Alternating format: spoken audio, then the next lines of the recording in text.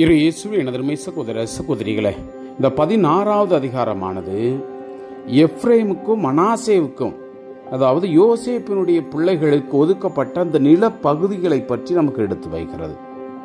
ஒவ்வொருவருக்கும் தனிப்பட்ட விதத்திலே அந்த நிலப்பகுதிகளானது ஒப்படைக்கிறது. அந்த நிலப்பகுதியிலே அவர்கள் சொந்தம் கொண்டாடுகிறார்கள். முக்கியமாக எப்ராயிம் அந்த நிலப்பகுதியானது கீழே கொடுக்கப்படுகிறது.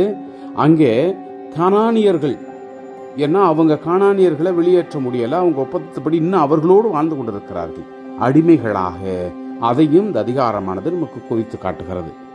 அன்புக்குரியவர்களே, கடவுளுடைய திட்டத்தின்படி இவர்கள் உரிமை சொத்தாக பெற்றுக்கொண்ட இந்த நிலத்தை நாம் பார்க்கும் பொழுது நமக்கென ஒரு உரிமை சொத்தை கடவுள் கொடுத்திருப்பார். அதை நாம் ஏறெடுத்து பார்த்து இந்த அதிகாரத்திற்கு செவிமடுப்போம்.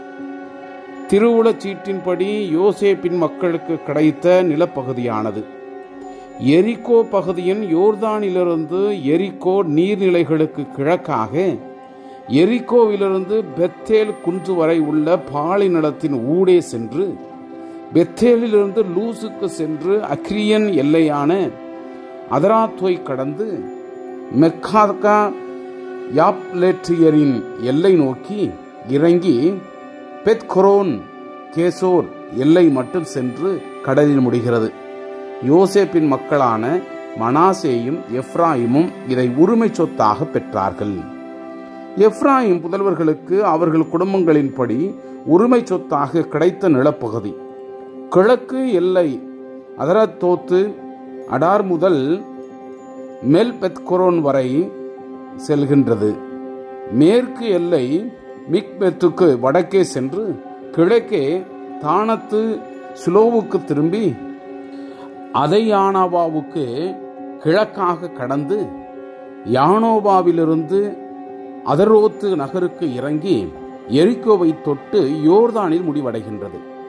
இந்த எல்லை தப்புவாவிலிருந்து மேற்காக கானா ஆறு வரை ஏறி கடலில் முடிவடைகின்றது.